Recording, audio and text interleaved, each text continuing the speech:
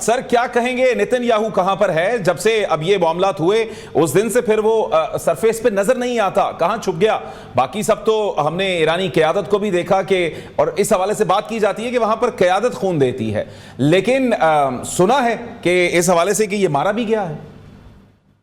बिस्मिल्लाहिर्रहमानिर्रहीम, बहुत बहुत शुक्रिया जी। जहन्नम वासिल हो सकता है, लेकिन क्योंकि अभी अनकन्फर्म न्यूज तो मौजूद हैं। ये कहा जा रहा है कि बेंजामिन नेतन्याहू एक बिल्डिंग में था जहां अपने रुफका के समेत उसके ऊपर निशाना बनाया गया उसको, और वो या तो मर चुका है या शदीद जख्मी है, और उसके बाद से वो गायब है। आप देख लें जिस तरह से साइप्रस के ऊपर हमला किया गया है, क्योंकि पहले भी जब 12 रोजा जंग में ये जाके साइप्रस में छुप जाता था या कभी जर्मनी चला जाता है। ये वो आदमी है जो हमेशा अपनी कौम को तन्हा छोड़ के जाता है, यही उनकी बहादुरी का वादे नजर आ रहा है। अब ये जंग तो अमेरिका ऑलरेडी उसके हाथ से निकल चुकी है, बिकॉज जितना भी इनिशिएटिव है वो तो ईरान के पास चला गया है। और इस टाइम पे जिस तरीके से पहली दफा मेरे ख्याल में देखने में आ रहा है कि अमेरिका के अंदर ओपिनियन इंतहा से ज्यादा डिवाइडेड है। 21% लोग इस जंग के हक में हैं और बाकी लोग इस टाइम पे लान तान कर रहे हैं। अक्सर लोग एप्स्टीन फाइल के हवाले से बात करते नजर आते हैं, वो पीडोफाइल्स के हवाले से बात करते नजर आते हैं, और डोनाल्ड ट्रंप को ये कहा जा रहा है कि उनके पास कोई प्लान ही नहीं था। और ये बात भी बड़ी वाज़ेह है, इस टाइम पे डिप्लोमेटिक आइसोलेशन का भी शिकार है अमेरिका। जो अरब ममालिक उसको बहुत इज्जत दे रहे थे, आज वो अरब ममालिक उनसे काफी दूर जाने पे मजबूर हो चुके हैं, क्योंकि जिस मकसद के लिए इनको हायर किया गया था, इनकी सर्विसेज और इनको अड्डे दे के अपनी सॉवरेनिटी के ऊपर उन्होंने कॉम्प्रोमाइज करवाया, अपनी आज़ादी, खुद मुख्तारी, हर चीज दाव पे लगा दी, अपना पैसा दाव पे लगा दिया, और आज ये लगता है कि वो अपने सिफारत खानों को भी बचाने में नाकाम है। ये वो तमाम बातें हैं जो एक अमेरिकन ऑरा को एक बहुत बड़ा सवालिया निशान छोड़ के जा रहे हैं। अब जो नजर ये आ रहा है कि ऐसी सूरत हाल के अंदर अगर ये कुछ अर्सा और चला तो आप देख लें कि नेटो के अंदर, यूनाइटेड नेशन के अंदर दूर दूर तक इनकी मदद की बात नहीं हो रही। दूसरी जानिब ईरान को न्यूक्लियर पावर के तौर पर एक बड़ा चाइना का बयान बड़ा अहम आया जब ईरान के अंदर एक जल्जला आया 4.3 का अभी 2 दिन कबल। तो उसी दिन ईरान का ये बयान आना कि चाइना के पुरअमन न्यूक्लियर प्रोग्राम को हम कबूल करते हैं। ये बात बड़ी एक अहम है, एक खास पैराए में की गई, और इसकी ये बात भी मेरे ख्याल में इसके अंदर गो के IAEA इसके मुखालफत कर रही है। लेकिन मैं ये समझता हूं कि जब डोनाल्ड ट्रंप ने खुद ही कहा था कि वो 1 हफ्ते की दूरी के ऊपर है न्यूक्लियर बॉम्ब बनाने से, तो अगर 1 हफ्ते की दूरी, तो फिर ये जंग तो आज देखिए 6ठे रोज दाखिल हो चुकी है। अगर अमेरिका को दूर दूर तक कामयाबी नसीब नहीं हो रही। दूसरी जानिब अमेरिका के अंदर ये भी बात की जा रही है, एक तरफ वो कहता है कि मेरे पास असला का बहुत बड़ा स्टॉक पाइल मौजूद है, दूसरी जानिब वो कहता है कि अपने असला साज मैन्युफैक्चरर्स को कह रहा है कि फौरी तौर पर, हंगामी तौर पर इनको बनाओ और वेपन बनाओ। करीबन यूक्रेन से मांगा जा रहा है असला सर।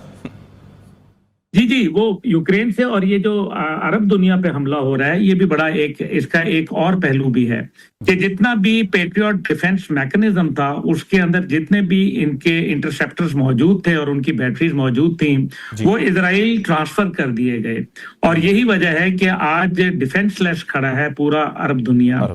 ये बातें जो चंद हैं, और खास तौर पे जब मार्को रूबियो बात करता है बड़ा ही सेल्फिश अंदाज के अंदर, कहता है कि मैंने 9,000 लोगों का इनखला कराया और अमेरिकन जितने भी हैं उनको निकाल रहे हैं हम।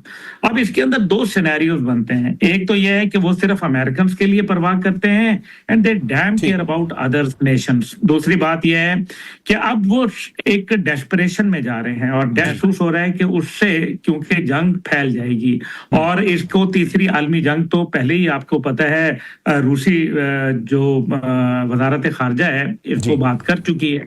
लेकिन इसके अंदर एक पहलू जो इसको ये हम देख रहे हैं कि कहीं अमेरिकन ये चाहते हैं कि किसी सूरत कोई करारदाद आ जाए, कोई और चीज आ जाए जिससे ये जंग कम से कम टल जाए। लेकिन ईरान नहीं चाहता कि ये जंग फौरी खत्म हो जाए, और उसकी वजह यह है कि इस टाइम पे रेजिस्टेंस का और एंटी अमेरिकनिज्म का सिंबल बनकर ईरान खड़ा हुआ है।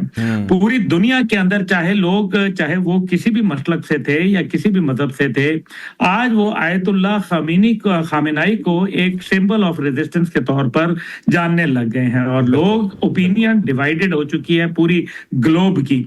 ये वो तमाम बातें हैं जो इनको स्ट्रेटेजिकली अमेरिका को और पॉलिटिकली और डिप्लोमेटिकली आइसोलेशन की तरफ लेके जा रही हैं, और इससे मामलात डोनाल्ड ट्रंप की इम्पीचमेंट तक जा सकते हैं, क्योंकि डोनाल्ड ट्रंप एक इंतहाई गैर मकबूल है, और हमें यह भी पता है कि डीप स्टेट उनको पसंद नहीं करती।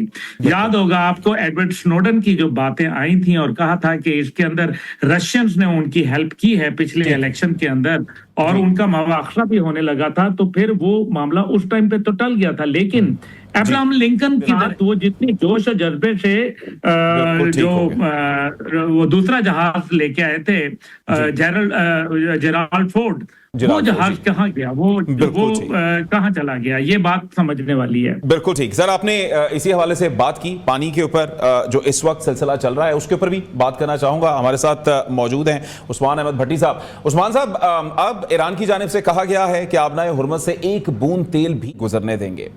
अब यकीनी तौर पर इस वक्त दुनिया जिस किस्म के क्राइसिस का, खासतौर पर एक इकोनॉमी के हवाले से जिस बड़े क्राइसिस का सामना करने वाली है, क्या इसका मुतहम्मिल हो सकता है इस वक्त पूरे का पूरा रीजन, खासतौर पर अगर हम पाकिस्तान को इस पैराए में रखें?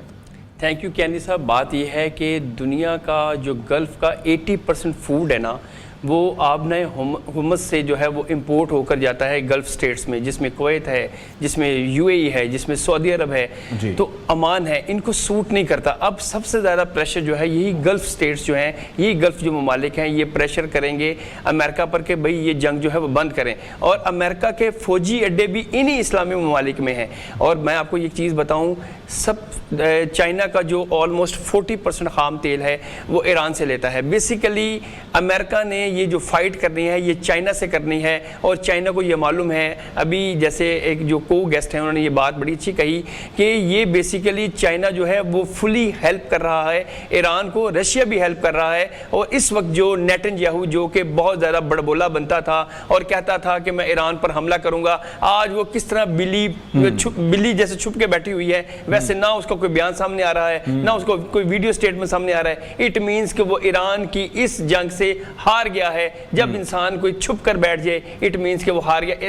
इसमें बेसिकली हेल्प उसकी सिर्फ और सिर्फ अमेरिका कर रहा है, और अमेरिका चाहता है कि मेरे साथ नेटो फोर्सेस आकर ईरान के खिलाफ हमला करें, और नेटो फोर्सेस ने इनकार कर दिया है। आपने देखा कि बरतानवी जो वजीर आजम है उन्होंने अलग कह दिया कि हम ट्रंप तुम्हारी इस जंग में तुम्हारे साथ नहीं है। फ्रांस की हुकूमत ने कह दिया हम तुम्हारे साथ नहीं है। तो डोनाल्ड ट्रंप इस वक्त बहुत तन्हाई का शिकार है। और मैं आपको बताऊं कि डोनाल्ड ट्रंप एक तरफ तो बात करता था कि मैं दुनिया में अमन का पैगंबर हूं, आप देखें कि वो किस तरह जलील हो रहा है कि वो कहता था मुझे नोबेल प्राइज मिले, पीस मिले, इनाम मिले, नोबेल पीस के लिए मुझे इनाम दिया जाए, मगर उसको अब ये फिक्र है कि मैं इस जंग को कैसे बंद करवाऊं। असल में डोनाल्ड ट्रंप चारों तरफ से जकड़ चुका है। और अभी जो हमारी पहली को गेस्ट थी उन्होंने ये बताया कि इंडिया जो है वो अब मेन प्लेयर के तौर पर इजराइल के साथ मिलकर जो है वो जंग लड़ेगा। मैं आपको बताऊं, इंडिया में इतनी ताकत नहीं है। इंडिया ने देख लिया है कि जब पहले पाकिस्तान के खिलाफ जंग लड़ी तो इजराइल ने अपने ड्रोन्स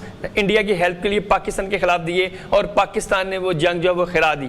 इसलिए इंडिया में इतनी ताकत नहीं है कि वो दोबारा से वो कोई ऐसा इनिशिएटिव ले। हम पाकिस्तानी बतौर अभी हमारा मुल्क जो है वो अभी खुद एक जंग की कशमकश में है। आप देखें कि जो हमारा अफगान बॉर्डर है वो किस तरह वो दरअंदाजी करते हैं पाकिस्तान के अंदर, और फिर पाकिस्तान ने उनको भी जाके सबक सिखाया। तो कोशिश ये है, मैं आपको एक बड़ी अहम बात बता दूं कि इस वक्त अगर इस जंग को कोई बंद करवा सकता है तो डोनाल्ड ट्रंप दो लोगों को बहुत पसंद करता है। एक वो मोहम्मद बिन सलमान को बहुत पसंद करता है, और एक आपके मुल्क के चीफ ऑफ आर्मी स्टाफ को बहुत पसंद करता है। ये दो लोग अगर अमन का पैगाम पहले भी इन्होंने पहुंचाया कि आप जंग बंद कर दें, तो मैं समझता हूँ कि